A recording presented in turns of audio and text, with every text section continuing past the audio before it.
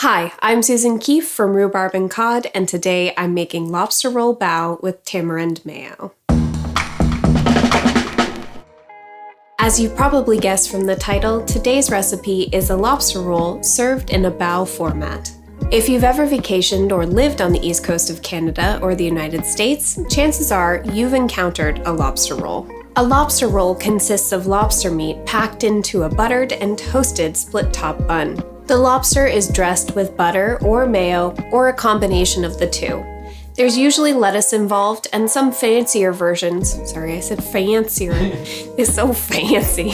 There's usually lettuce involved, and some fancier versions may contain things like shaved fennel or fresh herbs like tarragon. Bao is actually a fairly generic term for a variety of Chinese yeast leaven buns that are most often steamed. Today, I'm making lotus leaf bao.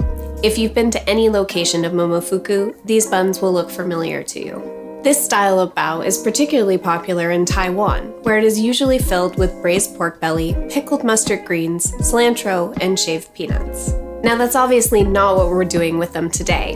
Today we're taking lobster tail meat and giving it a slightly Thai and slightly Canadian treatment, and it's pretty dang good. So let's get started. The first thing we're going to tackle is the dough for the bao. Pour 3 cups of all-purpose flour into the bowl of a stand mixer. Add 1 teaspoon of baking powder, 1.5 teaspoons of instant yeast, and 3 tablespoons of granulated sugar. Click the bowl into a stand mixer fitted with a whisk attachment.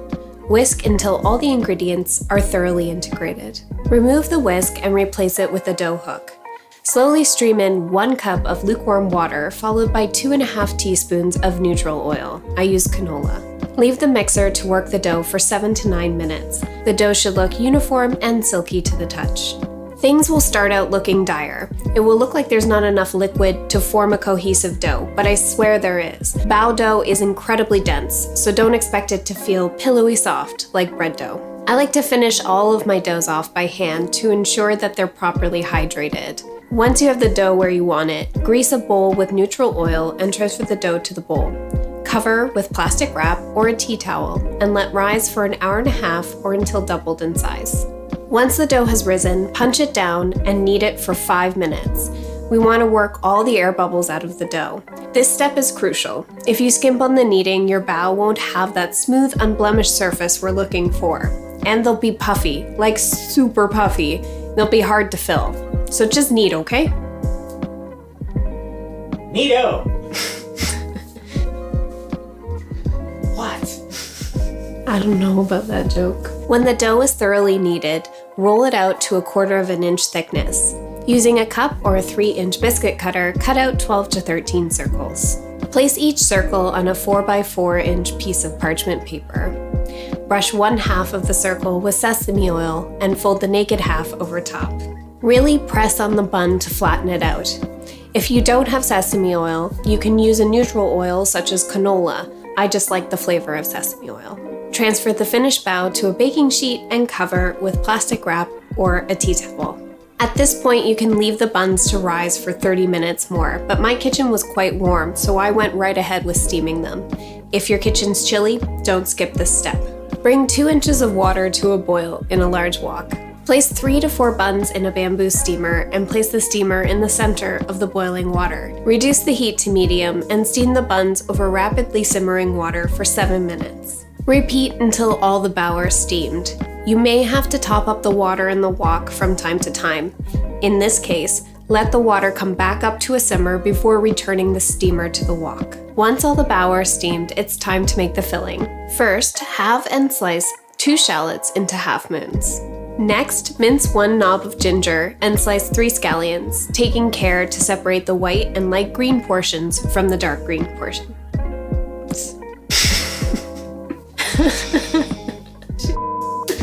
Finally, cut the meat of 4 lobster tails into chunks. Place a large skillet over medium heat. Add a tablespoon of olive oil followed by a tablespoon of unsalted butter. Once the butter is frothy, add the shallots and a pinch of salt. Sauté until just translucent. Add the ginger and the white portion of the scallions. Sauté until softened. Add the lobster and sauté until the flesh is firm. Be brief with this, it's very easy to overcook lobster. Once the lobster is cooked, take the skillet off of the heat and set aside to cool slightly. In a large bowl, combine 1/3 cup of mayo, 1 tablespoon of tamarind paste, and 1 tablespoon of fish sauce. Tip the contents of the skillet into the bowl and add the green portion of the scallions. Stir to combine. Now I gave my sauce a taste and I felt like it needed a hit of sweet, so I added a teaspoon of honey. You can do the same, or you can add more, or you can add none at all. I just felt it balanced everything out. From there, it's time to tackle the toppings. I kept things fairly minimal by tearing bite-sized pieces of curly endive and slicing a cucumber and radish on a mandolin. Once everything is prepped, it's time to fill your buns. I started with the curly endive, then added the lobster, followed by the cucumber and radish. I also added sage blossoms for a little extra flair, but they are optional. Then, all that remains is to place the bao on a platter. I served mine with a side of sambal oelek, but feel free to serve yours with whatever hot sauce speaks to you. And that's it! Lobster Roll Bao, a different take on a seaside classic.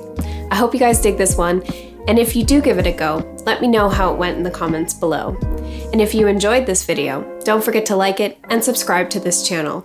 Thank you for cooking with me. I'll see you all next time.